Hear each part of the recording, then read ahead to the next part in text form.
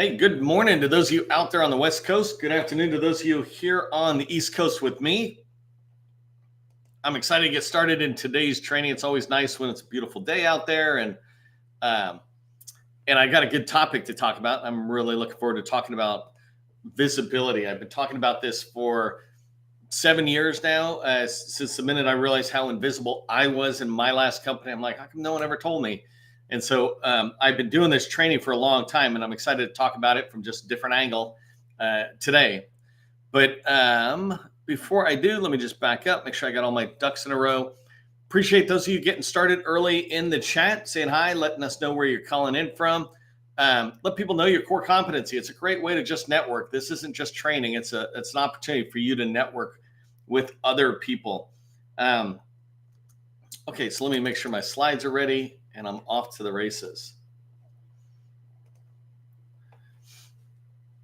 As we get started, I just want to help you understand how visibility aligns to what we're about to talk about with federal buyers, et cetera. But it aligns to sales in something called inbound and outbound sales. If you're not familiar with this term, inbound sales are sales activities that come into you. You answer your phone, you answer the email, you answer the door because people are knocking on it, looking to explore working with your company or learn more from your company. When they're reaching out to you, it's inbound sales. When you're reaching out to them, knocking on doors, picking up the phone and trying to schedule meetings, that's outbound sales. And in the federal market, it's such a huge market that you're barely going to be able to touch a fraction of 1%, certainly not 2% or more. So that means when you think about inbound and outbound sales, 1% of it at most is outbound, and 99% of it is inbound sales. And that's really why I'm talking about today with visibility, is because visibility ties directly to inbound sales. People buy from those they know, like, and trust. And what I want to do is to make sure buyers know you, right? When you really think about it, do buyers know you? Do they know of your company? Do they know what you sell? Even something as simple as in this chat, do I know, or do the others who are here with you know, what your company name is, maybe what town you're in particular, what your core competency is, what you sell in just one or two words, right? Not whole paragraphs, but just one or two words that begin to help us know you so that we can then begin to develop that relationship or understanding where we can know and like you and trust you as well. But before you can get them to like and trust you, you need to make sure that you get them to know you. And that's what we're going to be covering down on today in visibility, maximizing your visibility score. And I'll talk about what is a visibility score as we go through today's training. But most importantly, you can think about it related to today's training topic, how to help federal agencies find you. They can't find you if you're not visible. And so the score is being visible. And it's really important that you be visible. So I'm going to start off today's training talking about why it's vital for your company to be visible to federal buyers. I already alluded to it a little bit, just saying how many buyers there are out there and the just sheer volume. I mean, we're talking about hundreds of thousands of buyers that are out there. The second thing I want to cover down on is a little bit of slide, a little bit of show and tell on a website. But what does it take to get a perfect federal visibility score? I coined that term, but it's not rocket science, right? It is really just a process that no one taught me when I was a government contractor. And the minute I sold my last company and started doing this, I'm like, man, I want to teach everybody this. I wish I had known. And so we're going to talk about visibility score. And then I want to wrap up with giving you some tips. I think I got like 6 or 7 tips on how to maximize your chances that federal buyers are going to find your company when they go looking for a company like yours, right? You may have heard the term market research. So when federal buyers are doing market research, how can you maximize the chances they're going to find you? Well, we'll dive into that and I'll talk about it. If you don't know who I am, my name is Neil McDonald. I am the president of the GovCon Chamber of Commerce and co-founder of GovCon in a Box, which we're going to be seeing today. I want to welcome you to my federal sales training where I provide tips for success in the federal market. I spent 20 years in the federal market as a small business owner, and since 2018, I've been teaching people like you that government contracting is not a secret, it's just a process. When we follow a process A to Z, we're going to have repeatable, predictable results. And this is what I want for you. It's why I come back every day to do the training to help you learn the how that will implement the processes that you're going to do. Inside of here, this slide, you probably see that I'm suggesting you subscribe to the Government Contracting Success newsletter. This is our newsletter. It's the largest one out there on LinkedIn, related to government contracting. Every single week, we're putting out great content in there. So make sure you subscribe. Speaking of being on LinkedIn, if you're on YouTube or anywhere else, that's totally cool to be out there, but make sure you come in as well and join LinkedIn and connect with us. Send me a note when you're connecting saying, hey, I saw your training, let's connect. But it also gives you a chance to connect with all these other people. When you see other people in the chat in YouTube, you can't really build any networking there. But when you're over here, while you're listening to me do the training, you can network with other people, and then even offline. The other thing is tomorrow I'm going to be talking about the 3 paths of federal revenue. I really want to reinforce that in the federal government, the contract dollars that are spent get spent down 3 revenue streams is what I describe it as. And so we'll go into that tomorrow. Make sure you register for that training. Last thing before we dive fully into the training is just I wanted to congratulate our newest company and all the other ones, but newest company to the 100 Club. And so this company, Global Trading with Viraj, I think I'm pronouncing that correctly. Tell me if I'm not. We're new LinkedIn friends and connections, right? But Global Trading was exciting because I watched them come in with a really low score and work their way up. And so we're going to be talking about the visibility score, but I just want to congratulate Global Trading for joining the list of 100 Club companies. And just to put it in perspective, this is 34 companies that have a score of 100 out of 1 to 100, 34 companies that have a 100 score for visibility score out of 360,000 small businesses. These companies are doing what it takes to make sure they're visible, and I want to make sure you're joining them. So go check out GovCon in a Box, and you can figure that out. It's free to be able to get your score up to 100. Okay, so let's get started talking about why it's vital for your company to be visible to federal buyers, right? The first thing, and I haven't said this in a while, so it'd be great because I always get new people joining us in training, and maybe you're new, but federal buyers do not buy from the best. They don't buy from the best company doing painting or cybersecurity, right? They don't look around and go, oh, we want to buy from the best. The federal buyer buys from the best company that shows up. And showing up could be you doing outbound sales and knocking on the door, responding to RFPs, et cetera. But it also could be inbound, where they go out and they try to find companies that can support their needs. And those companies that they find are the ones showing up. And of those, they'll pick the best to work with. So it's really important. It doesn't matter if you're the best at what you do, if nobody knows what you do. And I want to make sure that you're increasing your visibility so that people know that. Going into the second bullet here, I talk about this, and I mentioned a minute ago. If buyers can't find you, then am I sharing? Sorry, just pausing for 1 second. Okay. If buyers can't find you, then how can they buy from you? This is a really simple statement, right? But too often we start our company and we're doing some of this activity, but buyers might be looking for us, and we're basically got the invisibility cloak from Harry Potter on our company. We want to take that invisibility cloak off and make sure that they can find us when they're looking for companies like ours. And so that's really important.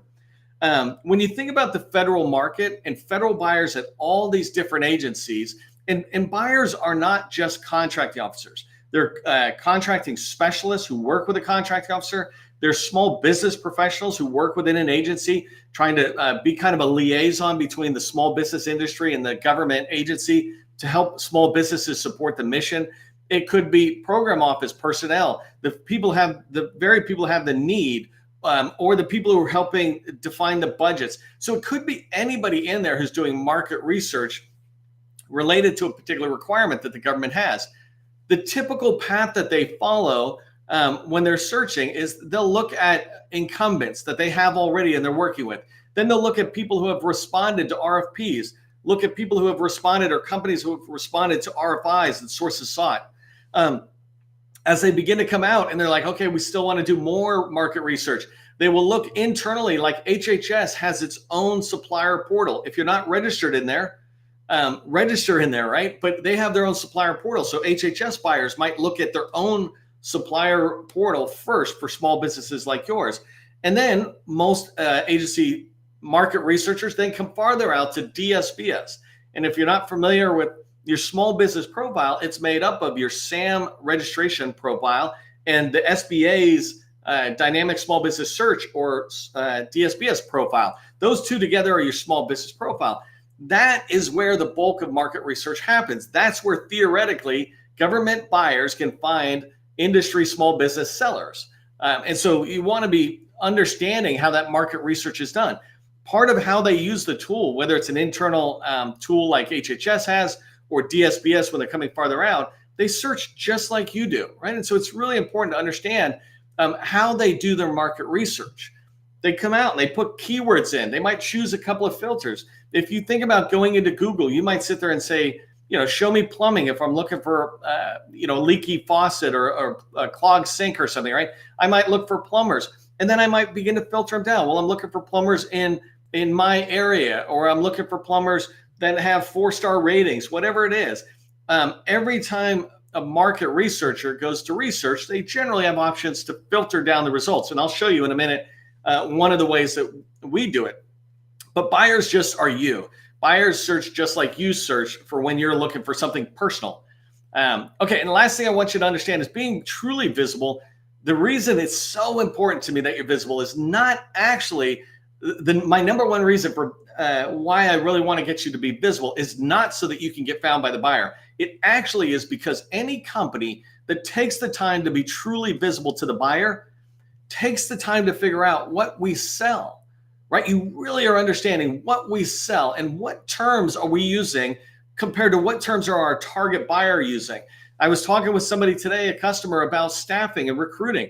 It's like, well, let's go in and look at the strategic plans that the government has around filling their own employee needs, like hiring more and more employees. Let's look at how they say it. Maybe they talk about talent acquisition or staff augmentation or recruiting services, whatever it is. When you are becoming visible, the exercise to become visible helps you truly understand what your company sells. And so you want to go through that, not just to fill out a database, but to understand what you sell. And when you understand what you sell, it means you had to do extra research on how the government buys, how your target customer buys, right? And so now, because you became truly visible, that exercise has led you to have a deeper understanding of what you sell, which you can communicate to your team. And it helps you really understand how a government buyer buys and be able to have more success trying to sell to them. Okay, so let's talk about what it takes to get a perfect federal visibility score. And this is a term I did. Visibility score is how visible are you to the buyer, and federal means I'm only caring about federal. That's the world I play in. Anything you do in the federal pretty much is going to help everywhere else, but I play in the federal world because you can build a $100 million company in here if you took time, years, and really built your experience in there. But we created the federal visibility score. Pretty much the number one reason we created it is because you and so many other small businesses are invisible to federal buyers. And I feel horrible that I don't have the exact statistics with me, but trust me that I have the data to back up this rough number that I'll give you. But an example is 50% of 8A companies are 100% invisible to federal buyers. And we're talking about 8A companies that have past performance, have experience or something as subcontractors, et cetera, but they're invisible to the market researcher when they're doing research. Something like 75 to 80% easy of the 360,000 companies in your profile are missing a capability statement. You have no capability statement. So imagine if a federal buyer goes, you know what, only show me results of people who have a capability statement. That way I can do more research. I can look at their profile, then look at their narrative, then go to the website, right? That whole kind of experience, that journey of a market researcher. And so I saw this 7 years ago, I'm trying to do the math in my head, but in 2017, when I sold my company and I started the GovCon Chamber under a different name back in the end of 2017, and then 2018 is when it really started kicking off. Right then and there, I realized all the mistakes I had made with my own company, which could have been way more successful if I had been doing what I teach now, right? And one of the most basic things is how buyers search, and the visibility score was how invisible I was. We had such great past performance, but we weren't telling anybody through the ways that the buyer looks for a company like ours. And so I already mentioned this, that a visibility score, the makeup is a complete SAM profile and a complete DSBS. That's the SBA's Dynamic Small Business Search Tool or profile, right? SAM you get through sam.gov, and hopefully you know that already. And then DSBS, the way you get to that is through connect.sba.gov. Both of those profiles come together to create a small business profile, and those two are what I use for a federal visibility score.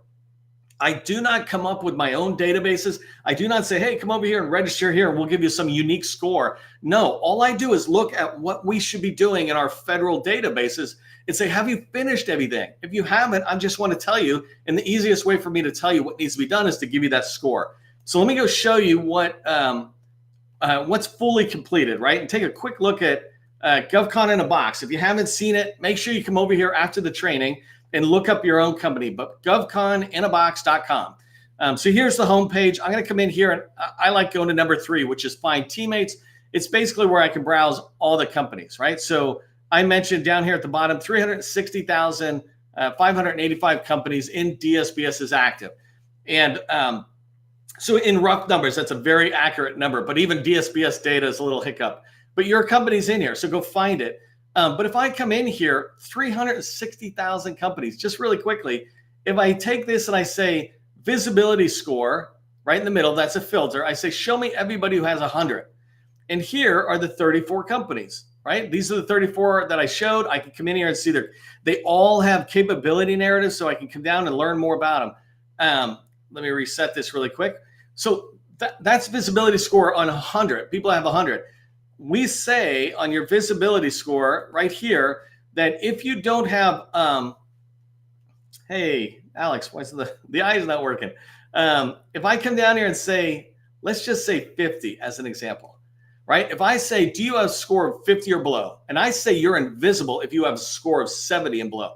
But let's just say 50, right? 348,000 companies have a score of less than 50. Look at these companies, and I'm not picking on you. My company, my last company would have had a score of 9 or 15 or something because I didn't even know about it. And this is what I'm trying to say is come in here and look at it. If I look at this one here, custom computer, whatever. Well, you saw the first thing. Let me back up for 1 second. Custom computer systems, they have no capability narrative. When a market researcher goes searching and they see you have no narrative, they move on. You know what it's like, right? They don't need to look at your profile if somebody else does have a narrative, and that's a field in DSBS. But if I click on it, I can come in here and see that they don't list a website. They don't list a capability statement. These are not Neil's things. I'm looking into the federal databases that you registered in so federal buyers can find you. And I'm saying, oh my God, all of these people are missing this information. If somebody would just tell them, then you could increase your visibility score, which perhaps increases the likelihood buyers find you, right? No guarantee, but what it does guarantee is you're invisible right now, and then you could be visible. Whether you get found is the second thing. And so come in here and look at this stuff. I don't even dive too far into it. This is probably a newer company, and that's fine. But there are a lot of companies. I'm not going to go find one, but right here, you see USA Spending. We plug in the information right from USA Spending. And there are many companies who have experience in USA Spending, but they don't put it into DSBS where it can go. Here's the problem. When a market researcher goes looking for a company like yours and they use DSBS, the Dynamic Small Business Search Tool, that's the market research tool. When they use that and they go to the bottom and they see you have no past performance in DSBS, their first thought is not, well, let me go check USA Spending. Right? Instead, their thought is, well, let me go to the next one. Let me go to the next company. Let me go to the next company. I'm looking for somebody who's got this kind of skill set and they've been paid for it before. Things like that, right? Inside here, by the way, when you come in, I provide to this company custom computer systems. If they find me, I'm happy to help them do all this pro bono because I just did it. And by the way, when I say pro bono, it's free for everybody. I'm just not going to help everybody, but I will help these guys. Just because I'm using their company. But I put a little video here, right? Your capability statement is missing. I have this little video, and I don't know how long, 19 seconds, right? That particular video is only 19 seconds, but I say, here's what you need to do. And on each one of these, I tell you what you need to do to fix it. And you can maybe see people in the chat who tell you they've been on the journey of growing their score. And it is a really pretty straightforward process with the guidance I provide. And it's all right there for you. Let me just reset this one more time and come back. Some of these filters that are in here, it's really important to track on this. Like if I said, show me a company that is an 8A small business and that has experience, and maybe I say SharePoint, right? Let me just take this one for a second. And I haven't done this research before. Oh, this is pretty good. There's 110 in there. if a federal buyer can search this way, then why wouldn't they? Right? Let me change it one more time to just try administrative. So now 639. So there's a lot of activity out there. A lot of good companies, but there's 5,000 8A firms, right? So if you're an administrative firm and you're not showing up, then that begins to hurt you. Okay, let me back up. One other thing, just an aside as you come down, if you're looking at some of these companies and let me just bring up somebody I know who doesn't have a 100 score, but I was just talking to them and they're working on their score. So tomorrow you'll probably see me shout them out for getting it. But a company like this, if I liked this company and I thought maybe they'd be good for teaming partners, et cetera. By the way, look at this right here. They have past performance in DSPS, but not in USA Spending because they don't have prime contracts, but they have a lot of good subcontracts or commercial contracts. So they have them in here. A market researcher could see that. But right here, I favorite them. If I favorite them, when I come back in at any given point, I can just check out favorites. And here's, Blen and Seahill, Graham, et cetera. So you have this ability to use the browser, not just to check your own score, but to find teammates and start working together. Okay, so let me talk about getting found. So I went through that tool really fast. Make sure you go check out govconinabox.com, and you can see that right there on the bottom of my slide. You can probably see it across the my image. I don't know if that one's working, but just govconinabox.com allows you to do or I guide you through what it takes to get to the 100 Club. And the 100 Club, really all it means is that you went into SAM and DSPS and maximize the fields that are in there that are available to you to communicate to a buyer that you're available. I want to give you an example of one that's in there. It's one of the most basic ones, but there's one in there that says accept credit cards, yes or no. And if you say no, then you're subliminally telling a buyer, hey, we can't accept credit cards. So why would you think we can accept $1 million contract, right? So don't let that yes or no hurt you. It's because they might search on that. Show me companies who can accept a credit card. It means maybe they're further along. And it doesn't really, because any bank can accept a credit card on your behalf. It's very easy to get that set up, right? You just have to learn how to do it. But inside of a day, you can have it set up. Just go into SAM and change that to yes. Something as simple as that allows you to move forward on towards the 100 Club, but it also makes sure that you stay on the short list with buyers as they're filtering you down. Okay, the second thing is I talked about the capability statement. And inside of DSPS, this is a fairly new field that they have, like in the last year or so. And it's a field that just allows you to put a link in there on whether you have a capability statement. The capability statement, about 80% of the companies out there do not have it. And so here's two things I want you to do to maximize the chances buyers find your company. First off, put the capability statement inside of DSPS. Put a link to it. The most important thing about this is make sure that link leads back to your company website, because we want them to go down the rabbit hole, right? Sometimes it's important for a potential buyer to be consuming more and more information about your company. The more they consume, the more you get closer to them inviting you in to talk, frankly. And so put a capability statement in DSPS and then make sure it leads back to your website. But also take that capability statement itself, the PDF, and put that on LinkedIn as an attachment. You can put it in the experience section. Every single one of your employees, you can encourage them to just put it in their experience section. If you're responsible primarily for sales and you have the featured section of LinkedIn, you can put it in there. And one last thing is, occasionally you can just put it out there as a post on LinkedIn. You share it out as a PDF so people can open it and see it. And you write a little post about, hey, we're super excited to be supporting the federal government, doing this work, that work, and this work. Love to team up if you're interested in teaming. If you're interested in learning more about what we do, reach out, right? Something as simple as that. You can post that thing every 3 to 4 weeks. It is not a problem. People sometimes think that if they post it, you're going to annoy me because I saw it over and over again. No, that's not how LinkedIn works. LinkedIn will show it to me once, but if you post it again, it might not show it to me, or I might not be looking that day or that week, right? But there's millions of people on LinkedIn. And so you putting out there, it's important. And that's a great way for you to increase the visibility because many federal buyers are on LinkedIn. Number three, and in fact, we might even have a federal buyer right here in training today. And so it just kind of reinforces my point. Number three is I mentioned HHS earlier. So you have DSBS, which is the number one market research tool or supplier portal for small business sellers in the federal market, DSBS. And then you have many of these agency supplier portals, and like HHS, the Army has one, NAVAIR has one, which is Naval Air Command. You have I forgot who the other ones are, but they're all listed in there. We have a whole directory, by the way. You can go to our website or inside of LinkedIn. Excuse me. I have an article in the newsletter in LinkedIn, and it lists out about 100 different supplier portals, agency, and then large prime contractors.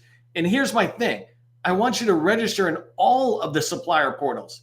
Maximize your chance for buyers to find you, large prime contractors, federal buyers, etc. Sometimes you might hear people say, oh, you just want to get in these key ones. No, you want to get in the key ones first, but then get in every single one of them. Think about this. I mean, I literally sometimes hear people say, oh, you don't need to get in that supplier portal unless we're ready to work with you. Nope, I don't care. I'm getting in there in case one of your buyers accidentally stumbles on the tool and searches for something I sell, and they go, oh, there's Neil. Let me call Neil, right? Get yourself. It takes 5 to 15 minutes to get into each one of these supplier portals. And so it doesn't take you a lot of time. But if that registration leads to a meeting, it has paid for itself. On the absolute best side, if it leads to a contract, it's like it just reinforces it. So register in all the supplier portals you can find that are in the federal market. Again, I have a newsletter article that says where they are. It has links to them. Many of my newsletters gives you step-by-step guides on how to fill it out in 2 to 5 minutes.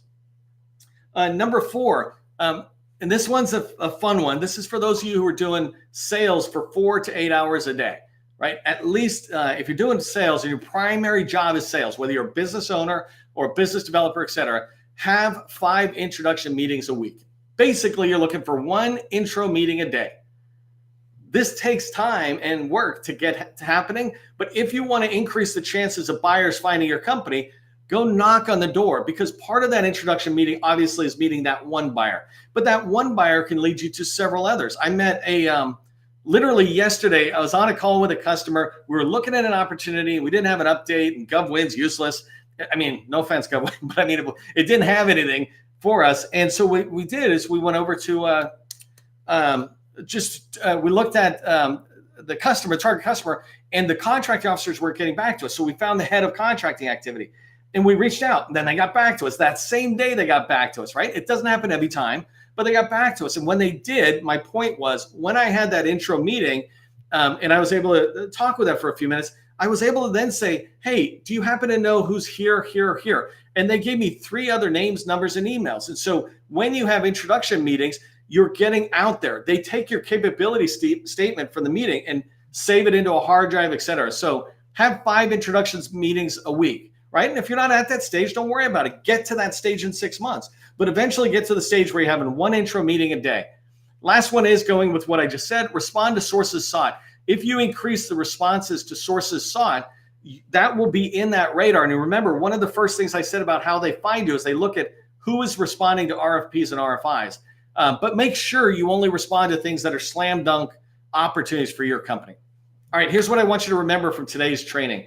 The first thing is just remember how buyers search. They fundamentally search just like you, generally a keyword, and they filter down on certain things. They might use a NAICS code and then filter on keywords. But understand how they buy. It will help you become visible more. Join the 100 Club, like I mentioned. Go to GovCon in a Box, and you will find guidance specific to your company, not general, but specific to your company on what you need to do to get to 100 Club. And last thing is, when you're trying to be visible to federal buyers, don't try to be visible to all buyers. Pick one agency like the Navy and dive in there. Meet this person and go to that person. Understand where they're looking. How do they buy? If you do that, you will get really, really good at that one agency. And that's how we hear about opportunities. It's just being in the know and having people know us. Okay, so don't forget to subscribe to the newsletter so you can stay aware of other information we have and the training that we have coming up. Tomorrow's training is the 3 revenue streams. If you understood and valued today's training, throw 100 Club in the chat. Let me know. Put 100 Club rocks in the chat because we really like that 100 Club. And last thing, since I got a couple of seconds, I am going to build a special community networking event free for people who hit the 100 club. And so you 34, watch out for notices from us early next week. Last thing is, if you're looking to work with us, just reach out to me and just put workshop in the chat or private message me and let me know you're interested in our workshop for companies doing 2 million and more. Last thing, government contracting, it is not a secret. It's just a process. Part of the process is ending on time. I'm out of here.